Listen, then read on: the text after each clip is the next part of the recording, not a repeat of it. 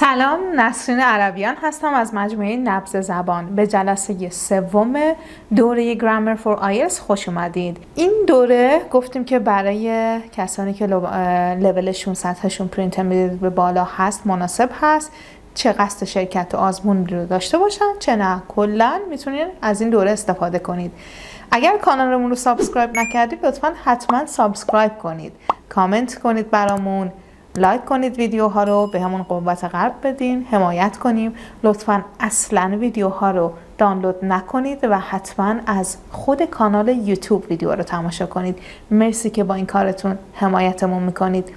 این جلسه در ادامه جلسه قبل هست که راجع به پس سمپل و پس کانتینیوس صحبت کردیم.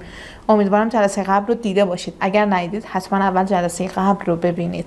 این جلسه راجع به used to و would صحبت خواهم کرد و کاربردهای used to و would رو بهتون میگم در رابطه با گذشته.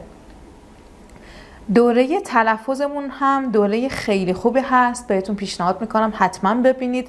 این دوره برای تمام سطوح مناسبه، چه مبتدی، پیشرفته، حتی مدرس زبان. پس لطفاً برای حمایت از ما این ویدیوها رو شیر کنید، لینکش رو برای دوستاتون بفرستید که اونا هم ببینن. مرسی که همراهمون هستید، حمایتمون میکنید. امیدوارم همیشه موفق باشید. پیشنهادی، نظری اگر دارید حتما به همون بگید، سعی میکنیم که اجرایش کنید. ممنون که با همون هستید.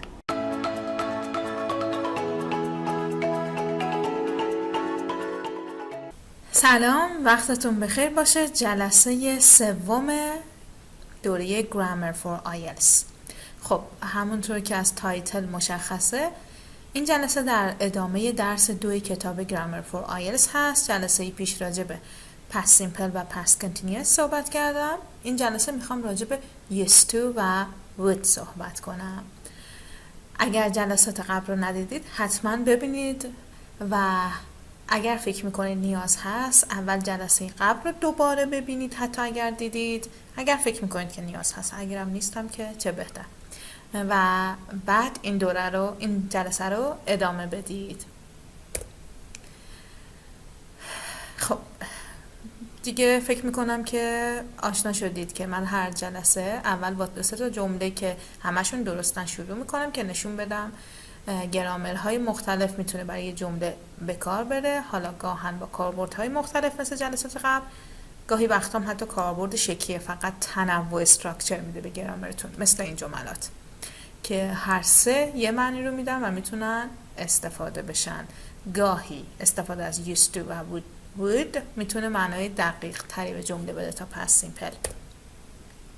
خب used to فرمش چطوریه؟ بعد از used to از bare infinitive یعنی infinitive without to استفاده میکنیم، یا همون basic form of the verb، فعل ساده بدون هیچ مشتقاتی. پس used to رو به اضافه فعل ساده. و برای منفی کردنش هم از used to یعنی با used to مثل یه فعل اصلی برخورد میکنیم. فعل اصلی رو چطوری منفی میکردیم؟ با فعل کمکی دید. پس ببینید، دقت کنید، used و دیش برداشته شد، مثل بقیه فعلا که دید میگیرن، دید که بهشون اضافه میشه دیگه ایدی ندارن. این هم همینطور used to. و برای فرم سوالی هم به همین منوال. خب used to رو برای چی به کار میبریم؟ To talk about past repeated actions، یعنی کارهایی که تو گذشته مرتب تکرار میشدن. اگه فقط یک بار یا 2 بار اتفاق افتاده یه چیزی، دیگه شما نمیتونید بگید used to. اگه مثلا سال پیش سفر کردید به اسپانیا، نمیتونید بگید I used to travel to Spain. پس واسه کاری که 1-2 بار اتفاق افتاده استفاده نمی‌کنیم. کاری که تداوم داشته، repeated actions بوده. مثلا she used to keep the front door locked. عادت داشت در رو باز میذاشت. I used to smoke like a chimney. مثل یه لوله بخاری، سیگار میکشتم. خیلی زیاد سیگار میکشتم. پس اگه شما مثلا فقط 1 بار تو گذشته سیگار کشیدید، دیگه نباید بگید I used to smoke cigarette. میگید I smoke cigarette once مثلا. خب حالا یا twice. پس اولین چیزی که باید بدونید اینه که برای repeated action و دومین چیزی که خیلی مهمه و گفتم بهتون پس سیمپل هم در اینجور مواقع شما برای هر دو این جملات میتونید از گذشته ساده هم استفاده کنید. بگید she kept the front door locked یا I smoked like a chimney. جفتش درسته. فقط وقتی که از used to استفاده میکنید میخواید تاکید کنید که این یه عادتیه که عوض شده، پس no longer trueه. یعنی الان دیگه سیگار نمیکشید، الان دیگه درو باز نمیذاره، درو نمیبنده. خب پس repeated باید باشه و الان تغییر کرده باشه. ما تو فارسی used to رو معادل همون عادت داشتم این کارو بکنم. وقتی که میگه عادت داشتم پس یعنی دیگه انجامش نمیدی. یه چیز دیگه اینکه to talk about یعنی کاربرد بعدی to talk about permanent situations that are usually no longer true. حالا قبل repeated action بود، یعنی یه کاری چندین بار تکرار میشد. این permanent situation واسه situation هایی که واسه یه مدت طولانی در جریان بوده تو گذشته، اما الان دیگه این شکلی نیست. خب این که الان دیگه این شکلی نیست تغییر کرده برای فعل used to و حالا بعداً تو اسلایدهای بعدی میبینی برای would حتما باید باشه. یعنی اگه الانم این کارو میکنید دیگه نمیتونید از گذشته استفاده کنید بگید used to. ببینید مثلا Bill Murphy used to work for the police force. خب برای اداره پلیس کار میکرده. but he doesn't now. الان تغییر کرده، الان دیگه کار نمیکنه، میگه used to work. قبلا کار میکرده، الان دیگه کار نمیکنه. ببین repeated action نیست، کار کردن واسه یه جایی این که هی تکراری بشه نیست، یه permanent situation، یه چیز کاریه که برای مدت طولانی در جریانه. یا مثلا she used to live in Tehran. تهران زندگی میکرد. اینجا دیگه عادت داشتم و نمیگیم، تهران زندگی میکرد، یعنی الان دیگه تهران زندگی نمیکنه. بعد نکته رو ببینید we do not use used to if we want to talk about how long the situation lasted. اگه میخوایم تایمش هم منشن کنیم دیگه از used to استفاده نمی کنیم. مثلا نمیگیم Bill Murphy used to work for the police force for 17 years. خب اینجا دیگه باید از past simple استفاده کنیم. Bill Murphy worked for the police force for 17 years. پس چند تا نکته، یکی این که برای permanent situation، یکی این که برای repeated action، یکی این که این دیگه تغییر کرده الان دیگه اینطوری نیست و زمانش هم قرار نیست مطرح کنیم. اگه قرار بشه زمانش رو مطرح کنیم از همون past simple استفاده میکنیم. این نکات رو امیدوارم یادداشت کنید که فراموش نکنید اگه قبلا نمیدونستید. used to is only past. For present habits we use the simple present. used to دیگه مشخص اون ایدیش که در واقع دیه اینجا چون خود فعل use ای داره گذشته است. برای حال شما نمیتونید ازش استفاده کنید بگید my sister smokes occasionally، باید present simple باشه. نمیتونید بگید my sister uses to smoke. یادتونه توی قسمت اول برای present simple گفتیم برای repeated action و habit دیگه پس از همون present simple استفاده میکنیم. نمیتونیم از uses to استفاده کنیم، اصلا همچین کاربردی نداره. use رو نمیتونید حال به کار ببرید used to رو. بعد این یکی، ولی برای past اگه یادتون باشه گفتیم اونم برای repeated actionه اما جایگزینم داره. میتونید از used to و would هم استفاده کنید که خب تنوع بدید به استراکچرتون. خب این نکته رو بگم که اگر این خیلی خیلی نادره، یعنی من خودم اصلا جایی ندیدم ولی اگر دیدید تعجب نکنید. used to به عنوان فعل اصلی ordinary verb و پس وقتی که ordinary verb با دیدم سوالی و منفی میشه دیگه، فقط فرم گذشته داره پس فقط با دید. اما تو گاهن بعضی جاها قدیم به عنوان مودال ورب هم بهش نگاه میکردن، یعنی مودال وربو که دیگه ما با فعل کمکی منفی و گذشته نمیکنیم، از خودش استفاده میکنیم. اینم بوده اما خیلی اولا که فرماله، دوما اصلا نمیبینینش. حالا گاهن اگه جایی دیدید چنیدید تعجب نکنید. ببین آرکیک در واقع به قول معروف اصلا دیگه استفاده نمیشه. Did you used to play؟ ما اینطوری میگیم، نمیگیم used you to play. ولی اگر جایی دیدیم ببین جلوش نوشتم very uncommon. اگر جایی دیدید تعجب نکنید. همچین ساختاری هم بوده اما uncommon هست ولی uncommon. یا برای منفی کردنش ما از did استفاده میکنیم. she didn't used to play. حالا اگر جای دیدید یا شنیدید she used not to play، تعجب نکنید هست، اما uncommon، بیشتر ما از did استفاده میکنیم. خب pronunciation of used to in positive senses and used to in negative senses and question is the same. یعنی چی؟ یعنی اگر که جمله مثبت باشه ما بگیم she used to do something، I used to do something، یعنی با ایدیش بگیم. و اگر تو جمله منفی و سوالی داریم استفاده میکنیم و دیگه اون دی آخر رو نداره، میگم did you used to do that، she didn't used to do that. تلفظش یکیه، هیچ فرقی تو تلفظ نمیکنه. چرا این اتفاق میفته؟ تلفظ used رو اگه تو دیکشنری چک کنی یه همچین چیزی نوشته برای شما. خب صدای د وقتی که به سه میخوره، دیگه اون سیستم چسب کفشو حتما شنیدید دیگه خیلی تکراریه. صدای سه که به د میخوره، صدای د که به سه میخوره، ایدی که اضافه میشه ت میشه used. بعد اونم که توه. خب حالا ببینید ما تو یکی از پست‌های اینستاگرام توضیح دادم وقتی که 2 تا صدا داریم، 2 تا صدای ت معمولا یکیش تلفظ میشه دیگه. در واقع یکی از این تی ها اصلا تلفظ نمیشه، ما میگیم یست. خب پس همینه دیگه، یکی از تا برداشته شده، د ت تلفظ میشه و برداشتن میشه، پس همون یستوه. پس ما میگیم she used to do that، I didn't used to do that، did you used to do that. خب اینم از تلفظش.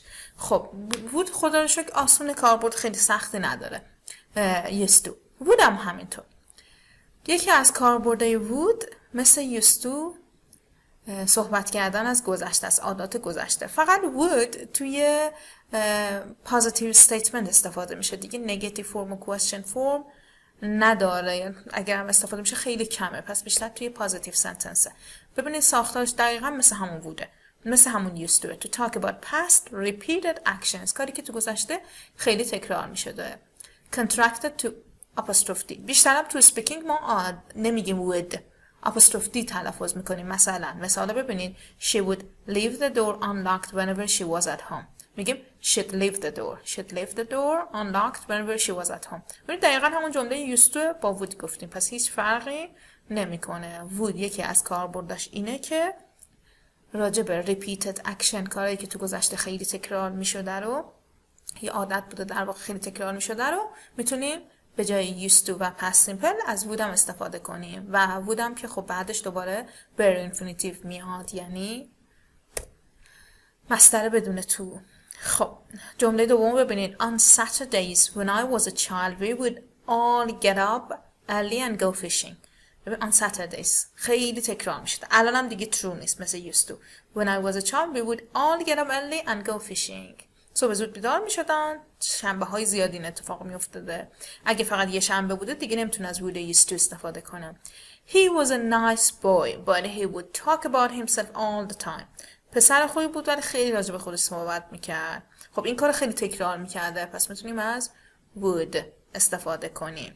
حالا فرق would used to چیه؟ این یکی رو که دیدیم دقیقاً یکیه، پس همون مثالایی که واسه repeated action used to یا past simple میتونستیم بگیم اینجا میتونیم بگیم.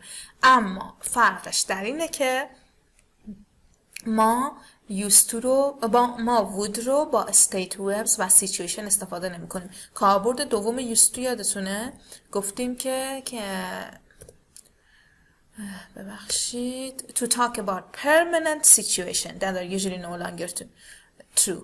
ولی برای would دیگه ما راجع به permanent situation از would استفاده نمی کنیم و با state verb مثل continuous ها یادتونه continuous form که با state verb استفاده نمی شد، would هم استفاده نمیشه. پس با state verb و situation استفاده نمیشه، فقط با action verbs. یعنی I would love ice cream که state verb love نمیتونیم بگیم I used to love ice cream، نمیگیم I would love ice cream. یا we would live in Tehran نمیگیم living action نیست، یه situationه. پس اینکه work و live و اینا که situationن permanentن، اینا رو استفاده نمی کنیم، فقط برای repeated action، یعنی فقط کاربرد اولی که گفتم. اینم که تو اسلاید قبلی توضیح دادم، اینکه تو negative form و yes or no question unusual word would خیلی استفاده نمیشه. خب این همین بود. would و used to خیلی کاربردهای زیادی ندارم برای استفاده از past repeated action دیگه. حالا would خب قطعا کاربرد دیگه داره که میدونیم بعدا راجبش صحبت میکنیم به عنوان یه مودال ورب، ولی برای این کاربرد که به جای used to پس سیمپل میتونیم بیایم همینه. used to هم همون دیگه، برای همون دوتا کاربرد داره، کاربرد اضافه تری نداره. حالا برای اینکه جا بیفته براتون یه تمرین از همون کتاب گرامر فور آیلتس آوردم. خواهش میکنم هر اسلاید رو پاز بزنید، تمرین رو انجام بدید، ببینید تشخیص میدید که اینجا چه تنسی باید استفاده بشه، would used to یا would used to نمیتونیم پس سیمپله. خب پس لطفا حتما هر اسلاید رو پاز بزنید و تمرین رو انجام بدین. خب حالا بریم سراغ جوابش. امیدوارم پاز زده باشین. What sort of things did you used to do as a child؟ خب اینو میتونم بگم دیگه، درسته. بعد این تمرین ببینید هر جا که ما used to یا would داریم پس سیمپل هم میتونیم به کار ببریم دیگه. خب پس ما از used to would استفاده میکنیم، یعنی هر جا پاسیبل باشه used to would استفاده میکنیم. اگر would نتونستیم به کار ببریم همون used to. پس نگید اینو میشه با پس سیمپل هم گفت، میدونیم چون همه اینا رو میشه با پس سیمپل گفت.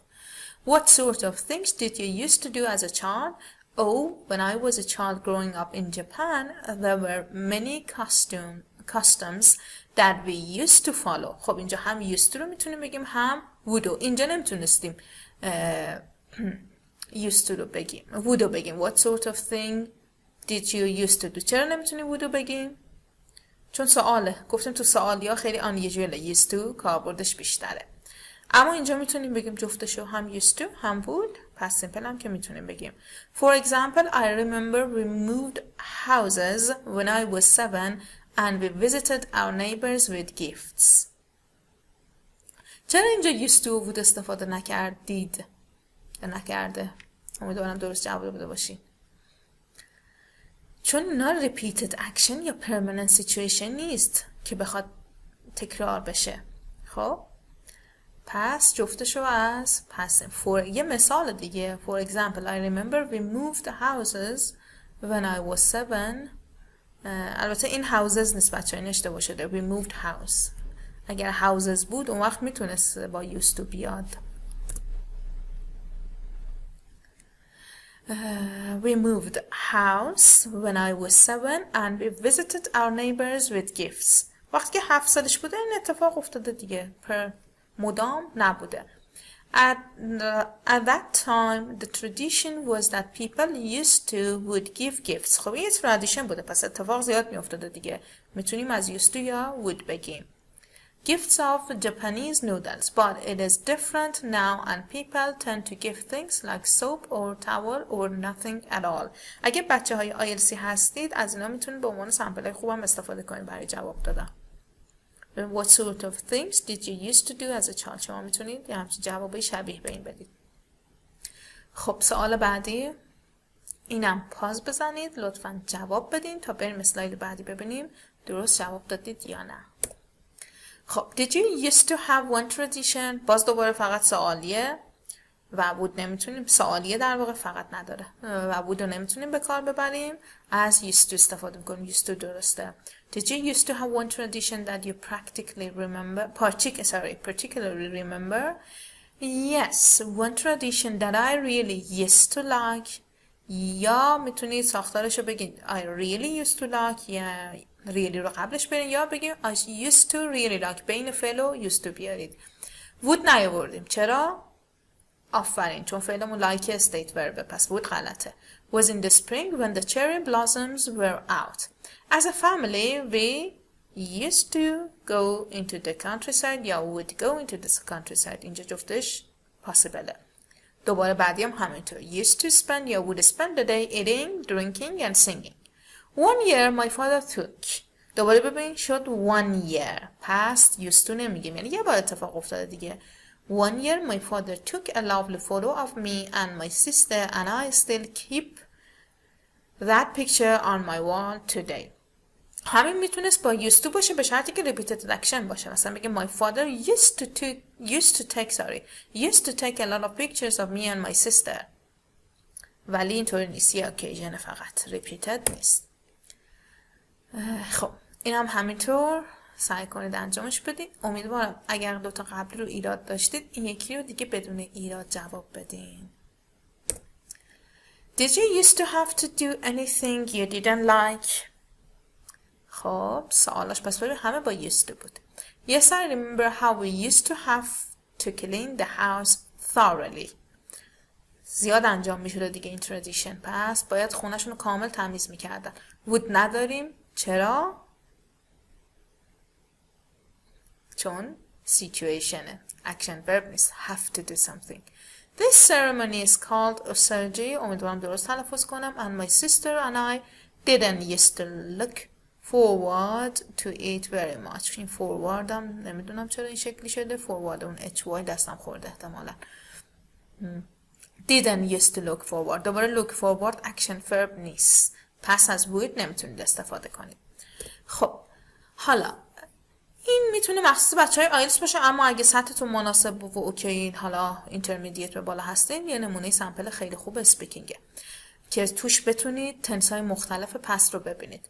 Describe an unforgettable trip you once made. You should say where you went, why you went there, what happened, and explain why you remember it so well.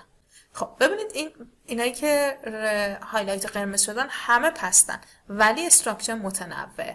پس سمپل، پس کنتینیوس، would، used to. پس ببینید چند تا جمله بیشتر نیست، اندازه یه پاراگرافه، ولی ببینید چقدر ساختار تنوع داره. اینه که میگیم تنوع ساختار. میتونست همه رو با پس سمپل بگه ولی این کار رو نکرد که تنوع ساختار داشته باشه.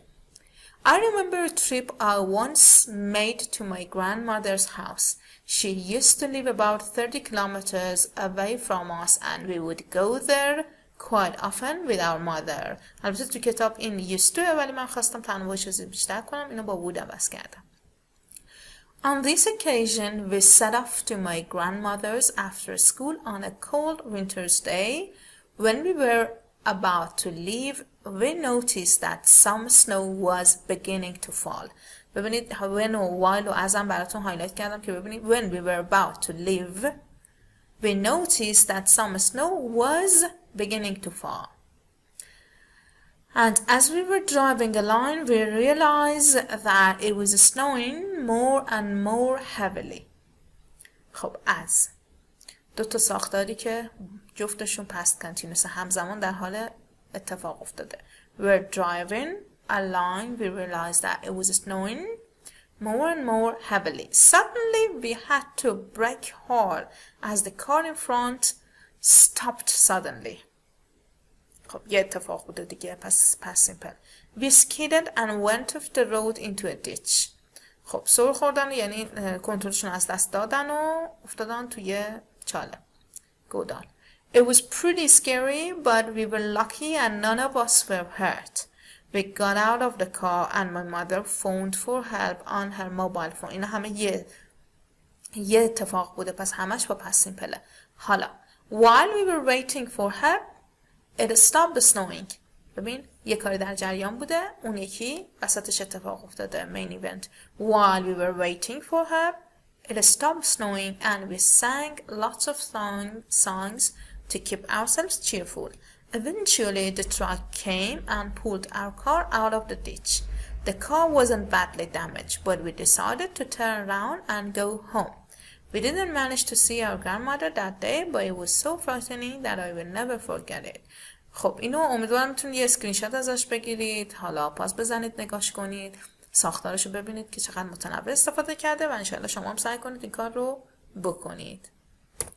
خب اینم لیسنینگیه که مثالای این دو جلسه طبق کتاب گرامر فور آیلتس بیشتر مثالا از این بود. حالا خواستم اینم گوش بدید و من فقط تنساشو هایلایت کردم براتون. Today's guest is Bill Murphy, who worked for the police force for over 17 years until his retirement last week. Welcome to the show, Bill. You're going to tell us how to protect our homes, is that right? Thank you. Yes, that's right. As you say, I used to work for the police force, and I must have seen hundreds of burglaries during that time. Unfortunately, burglary seems to be on the increase. The number of burglaries in our area rose by 25% last year. What's so frustrating is that it's possible to prevent many burglaries. For example, a few weeks ago, a woman called to report a robbery at her house. It happened at 5 in the afternoon while she was watching the news on TV in a room at the back of the house. Her son was also at home. He was doing his homework in his bedroom when the burglar came into the house.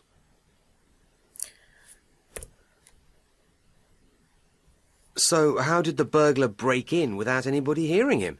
Well, this woman used to keep the front door locked at all times, but when her son got older, he often went out to visit his friends after school, so she would leave the door unlocked whenever she was at home so he could come and go easily.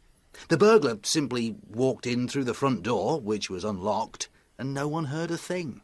So you see, you do need to be careful to lock your door at all times of the day. Absolutely. And what did the burglar steal? On this occasion, the burglar came in through the front door, picked up the woman's handbag, and while she was watching the TV, he emptied it out and stole her purse. The son didn't hear anything because he was listening to music and working on his computer upstairs. Then the burglar went into the front room, opened all the cupboards, and took a valuable collection of CDs. But the surprising thing is that after that, he went into the kitchen and stole the roast chicken the woman had cooked for dinner. So, you see, it really is important to make sure that... پایان جلسه سوم امیدوارم براتون مفید بوده باشه. حتما ریویو کنید جلسات رو. دوستان لطفاً ویدیوها رو دانلود نکنید، حتما رو کانال یوتیوب ببینید، حمایتمون کنید تا بتونیم ویدیوهای بهتری و بیشتری براتون بذاریم. مرسی که همراهمون هستین. دوره اسپیکینگ و تلفظ رو از دست ندید. حالا اگر آیلتس نیستید به دوره اسپیکینگ نیاز ندارید یا اگر سطحتون اینترمدیت به پایینه، اما همه لول ها میتونن از دوره تلفظ استفاده کنن. پس اگر میخواین بهمون کمک کنید لطفا دوره های تلفظمون رو شیر کنید، بفرستید، لینکش رو بفرستید برای دوستانتون. مرسی، موفق باشید.